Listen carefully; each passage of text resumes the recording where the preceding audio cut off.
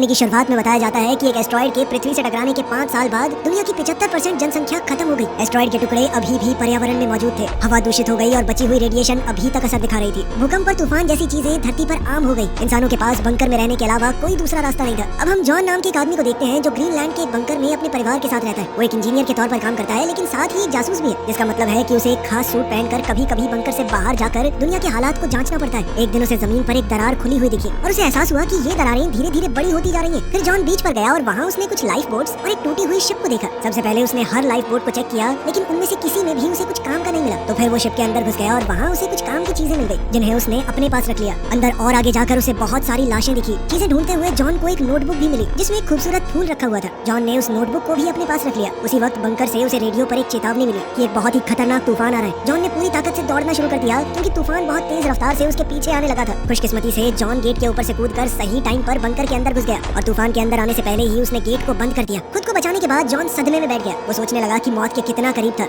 इसके बाद जॉन ने अपने थेरेपिस्ट से मिलने का फैसला किया और दुनिया की अजीब हालत के बारे में बातें करने लगा। थेरेपिस्ट ने कहा कि सबकी यही हालत है, लोग बस दिखा रहे हैं कि सब कुछ ठीक है। इसीलिए उसने जॉन से कहा कि चिंता क्यों कर रहे हो, तुम्हारे हाथ में कुछ है। अपने परिवार के साथ ज्यादा से ज्यादा समय बिताओ, खुलकर जियो। इसी बीच जॉन की पत्नी एलिसन दूसरे बंकर में बैठी लीडर्स के साथ मीटिंग कर रही थी। यहाँ सब लोग बातचीत कर रहे थे कि खाने पीने की चीजें खत्म होने लगी है। तभी एलिसन को एक मैसेज मिला जिसमें लिखा था कि जॉन सही सलामत वापस आ चुका है। उसी मीटिंग में डॉक्टर अमीना ने साइंटिस्टों से मिली जानकारी दी जो उसे दूसरे बंकर से मिली थी। वो एस्ट्रॉइड से बने हुए खड्डों के बारे में थी। इन खड्डों का साइज और गहराई उन्हें तूफान से बचाएगी और मुमकिन है कि जहरीली हवा भी उनका कुछ खास नहीं बिगाड़ेगी। इसीलिए वो जगह रहने के लिए बढ़िया हो सकती है। लेकिन एडम ने याद दिलाया कि ये गड्ढे तो फ्रांस में है और पूरे यूरोप में लड़ाई चल रही है। तभी अचानक एक भूकंप आया और पूरा बंकर हिलने लगा। लेकिन सब लोग सिर्फ इंतजार कर रहे थे कि भूकंप कब रुकेगा और फिर अपने काम में लग गए, मानो ये बिल्कुल आम बात हो। मीटिंग में कोई कहने लगा कि ये भूकंप और ज्यादा तेज होने लगे। फिर एलिसन ने सबको याद दिलाया कि बाहर कुछ लोग अभी भी फंसे हुए हैं, हमें उनकी भी मदद करनी होगी। लेकिन एडम कहने लगा कि हमारे पास और लोगों को रखने के लिए चीजें नहीं है और साथ ही वो आएंगे पता नहीं किस तरह की बीमारी ले आए, इसीलिए इस चीज को तो छोड़ देना चाहिए। लेकिन एलिसन कहने लगी कि वोटिंग करके ही पता चलेगा लोग क्या चाहते हैं। हाथ उठे और ज्यादातर लोगों ने एलिसन का साथ दिया। इसीलिए ये तय हुआ कि कल बर्फ पर चलने वाली एक गाड़ी को भेजा जाएगा। बाद में जब जॉन बंकर की पाइप्स को ठीक कर रहा था, तभी एलिसन ने अपने बेटे नेथन को बाहर देखा। इस बात से वो बहुत गुस्सा हुई कि बीमार हो जाओगे, अंदर आओ जल्दी। अंदर अपने कमरे में नेथन टॉर्च का इस्तेमाल करके अपनी बेडशीट में किए गए छेदों से लाइट मार रहा था, जिससे ऊपर की दीवार पर सितारे बन जाते और उसे ऐसा महसूस होता कि वो आसमान को देख रहा है। अगले दिन जॉन ने बंकर की दीवारों पर कुछ दरारें देखी। इसी बीच बंकर से भेजी हुई एक गाड़ी बाहर गई और कुछ लाचार लोगों को बचाकर वापस आने लगी। आते वक्त टीम ने बंकर में कॉल किया और दूसरे राउंड के लिए परमिशन मांगी, क्योंकि जगह कम होने की वजह से वो कुछ लोगों को पीछे छोड़ आए थे। लेकिन एडम ने तुरंत मना कर दिया, ये याद दिलाते हुए कि हमारे पास इतनी जगह और खाना कहाँ है यार, लोग इकट्ठा करे जा रहे हो। उसी वक्त एक और भूकंप आया और उसका गाड़ी से संपर्क टूट गया। बंकर पहले से भी ज्यादा जोर से हिलने लगा, जिससे लोग और सामान दोनों गिरने लगे। और तभी अचानक छत के कई हिस्से बुरी तरह टूट गए, जिससे कई लोग फंस गए और उन्हें गंभीर चोटें भी लगी। कुछ पत्थर जॉन के सर पर आ गिरे और धूल की वजह से कई दिन से चल रही उसकी खांसी और बढ़ गई। लेकिन उसके एक दोस्त ने उसे वहाँ से निकलने में मदद की। तभी सारे अलार्म बज गए और बंकर फिर से हिलने लगा। थोड़ी दूर से एक धमाके की आवाज आई। जॉन ऑफिस की तरफ दौड़ा ताकि एलिसन को बचा सके। एलिसन को काफी चोट आई थी। जॉन ने जल्दी से उसे खड़ा किया और दोनों अपने बेटे को ढूंढने निकल पड़े। दोनों ने नेथन को उसके कमरे में मास्क पहने हुए पाया, लेकिन फिर भी उसे सांस लेने में दिक्कत हो रही थी। जॉन ने अपने परिवार से कहा कि जितना जल्दी हो सके सामान पैक करो, तब तक मैं और मास्क लेकर आता हूँ ताकि वो ये बंकर छोड़ सके। सभी लोग घबराहट में इधर उधर भाग रहे थे, लेकिन जॉन फिर भी लॉकर्स तक पहुंचा और मास्क लेकर आया। जिसके बाद नेथन थोड़ा बेहतर महसूस करने लगा और परिवार ने बाहर निकलने के लिए तैयारी कर ली। जब बंकर का हिलना डुलना बंद हुआ, दीवारें भी टूटने लगी। बाहर के रास्ते पर एक परेशान भीड़ जमा हो गई, लेकिन गेट सिर्फ आधा ही खुला था और इस दरवाजे से निकलना मुमकिन नहीं था। इसलिए जॉन अपने परिवार को पीछे वाले रास्ते की तरफ ले गया। बदकिस्मती से पीछे का रास्ता भी टूट गया था। कोई और रास्ता न होने की वजह से जॉन ने अपने परिवार को रेंगते हुए आगे बढ़ने को कहा। जैसे तैसे वो लोग दरवाजे के पास पहुंचे और जॉन ने दरवाजे का बटन दबाया, लेकिन भारी इंजन की वजह से बंकर और बुरी तरह टूट गया। पर कम से कम वो लोग सही सलामत बाहर पहुंच गए। बाहर भी तगड़ी भगदड़ मची हुई थी। जब जमीन में पानी के धमाके होने लगे तो दोनों ने नेथन को खो दिया और उसे ढूंढने के लिए वापस भागे। उन्होंने देखा कि नेथन अमीना की मदद कर रहा था जो गिर गई थी। वो लोग अमीना को भी अपने साथ ले गए और बीच की तरफ भागने लगे। यहाँ बचे हुए लोग बोट्स पर चढ़कर अपनी जान बचाने की कोशिश कर रहे थे। इतने ज्यादा लोग इकट्ठा हो गए कि एक बोट तो पलट ही गई, जिसके बाद वो सभी लोग पानी में जा गिरे। कुछ बेचैन और मजबूर लोग इस मौके का फायदा उठाकर एडम का मास्क छीनने की कोशिश करने लगे। इसलिए एलिसन और जॉन उसे बचाने के लिए दौड़े, पर फिर एक आदमी ने जॉन पर झपटकर उसका मास्क छीन लिया। लेकिन फिर भी किसी तरह वो और एलिसन एडम को खींचकर किनारे तक ले आए। अब सिर्फ एक ही बोट बची थी, तो जॉन अपने परिवार और कुछ लोगों को जल्दी से उस पर चढ़ने का रास्ता दिखाने लगा। एलिसन ने चाहा कि जितने ज्यादा लोगों को वो बचा सके उतनों को बचा ले, लेकिन कैप्टन बोल पड़ा कि ज्यादा वजन हो जाएगा, बोट डूब जाएगी। इसलिए मजबूरी में लोगों के मुंह पर ही दरवाजा बंद करना पड़ा। बाहर खड़े लोग बोट से चिपक गए जब तक बोट चल नहीं पड़ी। उसी पल एक बहुत बड़ी लहर सामने आई और बीच से टकराकर उन लोगों को अपने साथ ही ले गई। जॉन की बोट भी उस लहर में जोर से इधर उधर उछली, लेकिन कैप्टन ने जैसे तैसे बोट को संभाले रखा और वो लोग सुरक्षित तरीके से आगे बढ़ते रहे। थोड़ी देर बाद जॉन ने एक डिवाइस का इस्तेमाल करके कंफर्म किया कि यहाँ हवा की क्वालिटी सही है, इसीलिए वो अपने मास्क उतार सकते हैं। फिर सारे बैठकर बात करने लगे कि कहाँ जाना चाहिए, और क्योंकि आइसलैंड खत्म हो चुका था इसलिए उन्होंने तय किया कि उनकी सबसे नजदीकी मंजिल इंग्लैंड है। कुछ घंटे बाद बोट ने काम करना बंद कर दिया, पर फिर जॉन ने इंजन चेक किया और उसे ठीक कर दिया, इससे वो दोबारा अपना सफर जारी रख सके। जब रात हुई तो नेथन बहुत खुश हुआ, क्योंकि आखिरकार उसे तारे दिख ही गए। कुछ दिन बाद बोट फिर से रुक गई, क्योंकि उसमें तेल खत्म हो गया था। अब किसी के पास कोई रास्ता नहीं था, तो उन्होंने बोट को समुद्र की लहरों के भरोसे छोड़ दिया कि वो उन्हें कहीं तो लेकर जाएंगी। काफी लंबे इंतजार के बाद आखिरकार बोट जमीन तक पहुंच गई। सबने बाहर देखा तो हैरान हो गए जब उन्हें पता चला कि वो लिवरपूल में। जॉन ने अपने डिवाइस से कंफर्म किया कि हवा यहाँ पर साफ है, पर अब उन्हें जल्द से जल्द रहने के लिए जगह ढूंढनी होगी। लेकिन जब उन्होंने नीचे देखा तो पता चला कि एरिया का एक हिस्सा पानी में डूब चुका है। जॉन ने एक चप्पू लिया और बोट को चलाना शुरू किया, जब तक बोट आखिरकार एक सूखी सड़क से टकरा नहीं गई। सभी बोट से उतरे और देखा कि शहर बिल्कुल सूना लग रहा था। उन्हें सड़क पर कुछ लोग दिखे तो वो उनका पीछा करने लगे और एक ऐसी जगह पहुंच गए जहां लोग किसी तरह जिंदा रहने की कोशिश कर रहे थे। जॉन ने देखा कि उनमें से कई लोग बीमार लग रहे हैं, इसीलिए वो ज्यादा दिन तक जिंदा नहीं रह पाएंगे। जॉन के ग्रुप को चीखने की आवाजें सुनाई दी। आवाजों का पीछा करते हुए उन्होंने एक भीड़ को देखा। कई लोग एक बंकर के बाहर हल्ला मचा रहे थे, जबकि कुछ फौजी उस बंकर को गार्ड कर रहे थे। एडम गेट की तरफ दौड़ा और बताने लगा कि हम ग्रीनलैंड स्टेशन के सरकारी अफसर हैं, हमें अंदर जाने दो। इस पर फौजी ने कहा कि अपनी आईडी दिखाओ, लेकिन सिर्फ एलिसन के पास आईडी थी और उसे अपने परिवार को छोड़कर अंदर नहीं जाना था। एडम फौजियों से बहस करने लगा, जबकि भीड़ और ज्यादा गुस्से में आ गई। अचानक से एक फौजी ने एडम को गोली मार दी। जब भीड़ में खड़ा एक दूसरा इंसान जबरदस्ती अंदर घुसने की कोशिश करने लगा तो उसे भी गोली मार दी गई। सोल्जर्स ने गेट बंद कर दिया और अलार्म बजना शुरू हो गया। उसी वक्त आसमान में आता हुआ एक तूफान दिखाई दिया और भीड़ घबरा कर भागने लगी। अमीना और जॉन के परिवार ने एक वैन को रोका और ड्राइवर से उन्हें लंदन ले जाने को कहा, लेकिन ड्राइवर पेमेंट मांगने लगा, जिसके लिए जॉन ने उसे अपनी घड़ी दे दी। जिसके बाद ड्राइवर मान गया और गाड़ी तेज रफ्तार से शहर से निकल पड़ी। समय रहते वो लोग तूफान से भी बच गए। एलिसन नेथन को गले लगाकर तसल्ली दे रही थी कि सब सही हो जाएगा, जबकि अमीना एडम के लिए बहुत दुखी थी। ड्राइवर ने बताया कि लोग इतने मजबूर हो चुके हैं कि खाने के लिए किसी को भी मार देंगे।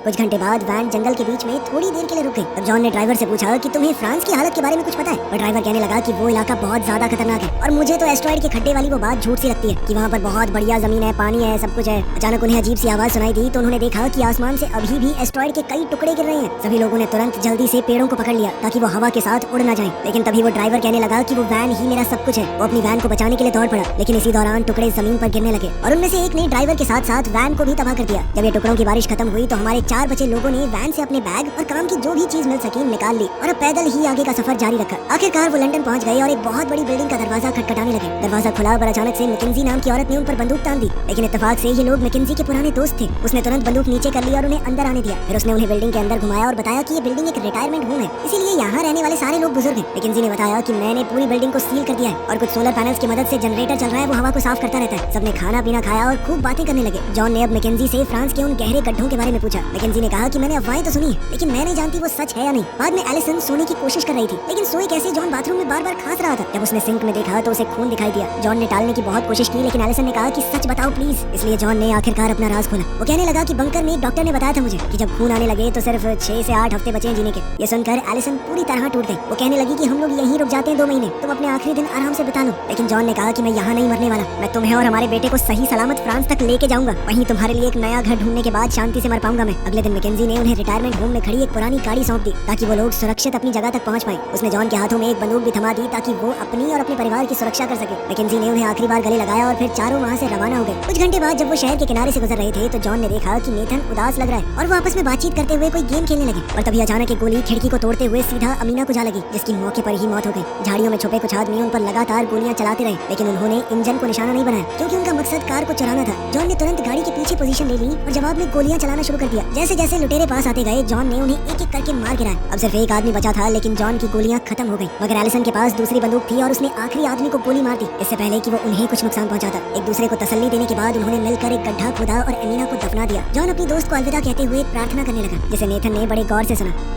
कुछ घंटे बाद परिवार एक बड़े से रेगिस्तानी इलाके में पहुंच गया। वो समझ गए कि ये जगह इंग्लैंड और फ्रांस के बीच में जो समुद्र हुआ करता था वो है। यहाँ से पानी हट चुका था तो कम से कम उन्हें बोट की जरूरत तो नहीं पड़ेगी। रास्ते में उन्हें कई सारे समुद्री जहाज पड़े हुए मिले। थोड़ा आगे जाकर उन्हें कुछ लोग दिखाई दिए। थोड़ा देखने पर उन्हें पता चला कि जमीन के बीच में एक बहुत बड़ी दरार है और उन्हें इस दरार के उस तरफ ही जाना है। यहाँ पहुँचना होगा रस्सियों से बने हुए खतरनाक पुल से। ये देखकर नेथन बहुत ज्यादा डर गया और कहने लगा कि मैं नहीं जा रहा उधर। तब जॉन उसे हिम्मत देते हुए सबसे पहले गया। पूरे परिवार ने धीरे धीरे बहुत संभल कर रस्सी पार करना शुरू किया। जब जॉन को अचानक से खांसी आई तो वो लगभग फिसल ही गया था, लेकिन उसने तुरंत खुद को संभाला। अभी अचानक बहुत तेज हवाएं चलने लगी और हवा ने पुल को जोर जोर से हिलाया, लेकिन अभी भी सबने खुद को किसी तरह बचाए रखा। किस्मत से हवा जल्दी रुक गई और परिवार आगे बढ़ता रहा और बीच में एक चट्टान तक पहुंच गया। वहाँ से 2 सीढ़ियाँ दूसरी तरफ जा रही थी। वो लोग सीढ़ियों के बीच में ही पहुंचे थे। अचानक से जोरदार भूकंप आ गया। किस्मत से तीनों में से कोई नहीं गिरा। वो तीनों आगे बढ़ने लगे ही थे कि तभी अचानक से दूसरा भूकंप आया। इस बार दोनों तरफ की चट्टानें टूटने लगी। जल्द ही रस्सियों से बना हुआ वो पुल भी टूट गया। कई सारे लोग खाई में नीचे गिर के मर गए। दूसरी सीढ़ी पर मौजूद एक आदमी ये देखकर डर गया और उसने जल्दी से दूसरी तरफ पहुंचने के लिए अपने आगे लगे हुए आदमी को धक्का देकर खाई में गिरा दिया। लेकिन फिर फिर वो सीढ़ी पूरी फिसलने लगी, इसीलिए वो आदमी छलांग मार के नेथन के ऊपर कूद गया। इसी के साथ दूसरी सीढ़ी नीचे खाई में गिर गई। परिवार ने नेथन को पकड़ के रखा जबकि वो आदमी फिसल कर अपनी मौत की तरफ चला गया। नेथन को उसके माँ बाप ने वापस ऊपर चढ़ने में मदद की और फिर किसी तरह सीढ़ी को पार कर लिया। अब उनके पास पैदल चलने के अलावा कोई चारा तो था नहीं, लेकिन चाहे वो जितना भी चलते जाएं सिर्फ एक वीरान जमीन ही नजर आती थी। अभी अचानक से उन्हें गोली चलने की आवाज सुनाई दी और उन्होंने डेनिस नाम के एक आदमी को उन पर बंदूक ताने हुए देखा, लेकिन उसने बंदूक को नीचे कर लिया जब उसे एहसास हुआ कि ये लोग लुटेरे नहीं है। वो उन्हें सीधा अपने घर ले गया। कुछ ही देर में जॉन और उसका परिवार फ्रांस पहुंच गया। डेनिस फिलहाल एक पुरानी फैक्ट्री में रह रहा था जिसे वो एक गाड़ी के इंजन से पावर देता। डेनिस ने उन्हें अपनी बेटी कमील और पत्नी से मिलवाया। उसकी पत्नी पर रेडिएशन का बुरा असर हुआ था, वो व्हील चेयर पर थी और कुछ बोल भी नहीं पाती थी। डिनर के दौरान डेनिस को पता चला कि जॉन का परिवार एस्ट्रॉइड से बने हुए खड्डों तक पहुंचना चाहता है। उसने उन्हें चेतावनी दी कि वो इलाका बहुत ज्यादा खतरनाक होगा, हर तरफ से लोग खड्डे पर कब्जा करने के लिए एक दूसरे को मार रहे होंगे। वहीं कमील नेथन को अपने कमरे में ले गई और उसे अपनी सारी कूल चीजें दिखाने लगी। बदले में नेथन ने भी उसे अपनी छेद की हुई वो चादर दिखाई जिसके नीचे टॉर्च मार के आसमान में तारे दिखते। अगली सुबह डेनिस ने जॉन को एक मैप दिया और उस पर सबसे कम खतरनाक रास्ते को दिखाने लगा। उसने आर्मी में अपने एक पुराने दोस्त का नाम भी बताया जो अब एक बड़ी पोस्ट पे है। साथ ही उसने जॉन को अपनी एक पुरानी फोटो भी दी अपने दोस्त के साथ ताकि वो ये साबित कर सकें कि वो डेनिस को जानते हैं, हो सकता है उन्हें मदद मिल जाए। अचानक डेनिस ने रोते हुए जॉन से एक गुजारिश की, क्या तुम लोग कमील को भी अपने साथ ले जा सकते हो? वो खुद अपनी बेटी को उस खड्डे तक ले जाना चाहता है, लेकिन उसे यहीं रहकर अपनी पत्नी का ख्याल रखना होगा। जॉन थोड़ा हिचकिचाया लेकिन एलिसन तुरंत मान गई। इसके बाद कमील अपने माँ बाप को अलविदा कहते हुए जॉन के परिवार के साथ डेनिस की वैन में बैठकर निकल पड़ी।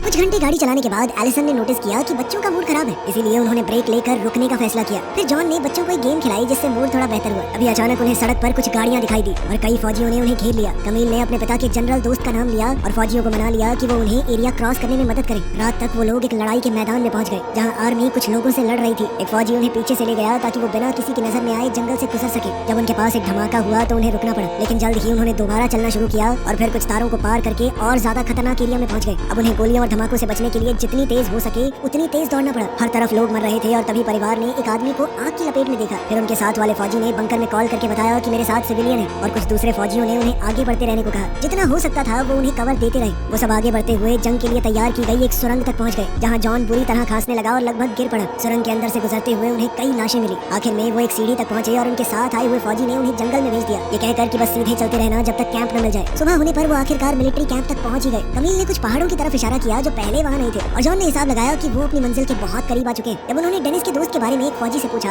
तो पता चला कि वो तो मर चुका है और अब ये वाले फौजी उनकी मदद करने में इंटरेस्टेड नहीं है। इसलिए जॉन ने उन्हें बताया कि मेरे पास कुछ ही दिन बचे हैं भाई, मैं बस अपने परिवार को बचाना चाहता हूँ। एक आदमी ने उन पर तरस खाया और उन्हें अपनी बस में जगह दे दी। जॉन का परिवार और कुछ और लोग बस में बैठ गए जो उन्हें उनकी मंजिल तक ले जाएगी, लेकिन रास्ते में ही एक धमाका होने की वजह से सफर रुक गया। अचानक बस को कुछ लुटेरों ने घेर लिया। इसके लिए एक फौजी बाहर निकलकर लड़ने लगा, लेकिन लुटेरों ने उसे तुरंत गोली मार दी। फिर एक बदमाश ने ड्राइवर को भी मार दिया और सभी को बस से उतरने पर मजबूर किया। जॉन ने अपने परिवार को तो बाहर भेज दिया लेकिन खुद पीछे ही रुक गया ताकि उस लुटेरे पर झपट सके। आवाज सुनते ही बाहर जब एक दूसरे लुटेरे ने अंदर जाने की कोशिश की तो पैसेंजर्स में से एक ने उसके सर पर पत्थर दे मारा। तभी बस के अंदर से 2 गोलियां चलने की आवाज आई। जॉन अपने हाथ में बंदूक लिए बाहर निकला और सब लोग खुश हो गए, लेकिन जॉन को भी गोली लग चुकी थी। सब लोग बस में बैठ गए। नेथन ने जॉन के जख्म पर दबाव बनाए रखा जबकि एलिसन ने बस चलाई। कुछ ही देर में वो एक नए बने हुए पहाड़ की चोटी तक पहुंच गए और परिवार जॉन को संभालते हुए तब तक चलता रहा जब तक उन्हें अपनी मंजिल नहीं दिख गई। सभी अफवाहें सच निकली। एस्ट्रॉइड से बना हुआ एक खड्डा एक बेहद खूबसूरत जगह थी जहाँ उपजाऊ जमीन थी, कोई प्रदूषण नहीं था। एक नई जिंदगी शुरू करने के लिए ये बेहतरीन जगह है। उसी पल जॉन गिर पड़ा और उसके परिवार ने हर तरफ से उसे घेर लिया। उसकी मौत से पहले एक आखिरी बार अलविदा कहने के लिए। जॉन की मौत पर सब लोग फूट फूट कर रोने लगे और आखिरकार नेथन ने अपने पिता के लिए वही प्रार्थना कही जो उसने पहले सुनी थी। वीडियो